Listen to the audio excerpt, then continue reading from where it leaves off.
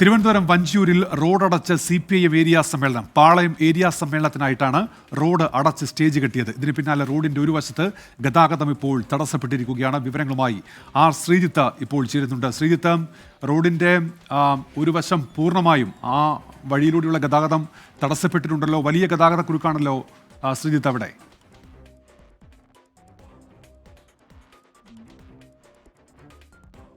Thiruvananthapuram വഞ്ചിയൂരിലാണ് റോഡടച്ച് CPIM stage കെട്ടിയത്. Vanchiyoor area സമ്മേളനത്തിന് വേണ്ടിയാണ് ഇത്തരത്തിൽ റോഡ് അടച്ചു കെട്ടിയത്. അതുവഴിയുള്ള ഗതാഗതം ഇപ്പോൾ തടസ്സപ്പെട്ടിരിക്കുകയാണ്. ശ്രീജിത്ത് വിവരങ്ങളുമായി ചേർന്ന്. ശ്രീജിത്ത് പറയൂ.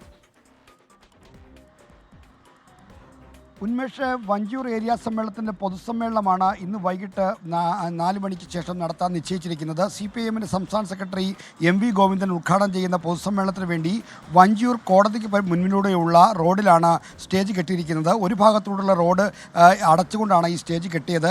ഇപ്പോൾ 2 വരി ട്രാക്കിലൂടെ അങ്ങോട്ടും ഇങ്ങോട്ടുമുള്ള ഗതാഗതമുള്ള റോഡിൻ്റെ ഒരു വശത്ത് പൂർണ്ണമായും ഇന്നലെ മുതൽ ഗതാഗതം തടസ്സപ്പെട്ടു. കാരണം ഇന്നലെ തന്നെ ഈ റോഡ് അടച്ച് അവിടെ സ്റ്റേജ് കെട്ടിക്കഴിഞ്ഞു. മാത്രമല്ല KPSCയുടെ നാടകമടക്കമുള്ള കലാപരിപാടികൾക്ക് വേണ്ടിയുള്ള സ്റ്റേജ് കൂടിയാണ്. അപ്പോൾ വലിയ ഒരു സ്റ്റേജ് കെട്ടിയെ തുടർന്നാണ് ഈ റോഡിൻ്റെ ഒരു ഭാഗം, 2 വരി ട്രാക്കുള്ള റോഡിൻ്റെ ഒരു ഭാഗം അടഞ്ഞിരിക്കുന്നത്. കോടതി ഭാഗത്ത് നിന്ന് വഞ്ചിയൂർ ജംഗ്ഷനിലേക്ക് പോകുന്ന റോഡിൻ്റെ ഇടതുവശത്ത് ഭാഗമാണ് ഇത്തരത്തിൽ അടച്ചിരിക്കുന്നത്. വഞ്ചിയൂർ ത്രിവേണി ജംഗ്ഷനിലടക്കം ഗതാഗതക്കുരുക്കുണ്ടാക്കാൻ ഇട നൽകിയിരിക്കുകയാണ് ഈ സംഭവം. എന്നാൽ ഈ റോഡടച്ച് ഇത്തരത്തിൽ ഒരു ആളുകൾക്ക് ബുദ്ധിമുട്ടുണ്ടാക്കുന്ന ഒരു ഈ നിയമലംഘനം നടന്നിരിക്കുന്നത് കോടതിക്ക് തൊട്ട് താഴെയാണ്, കോടതിക്ക് തൊട്ട് മുന്നിലാണ് എന്നതാണ് ഏറ്റവും ശ്രദ്ധേയമായ കാര്യം.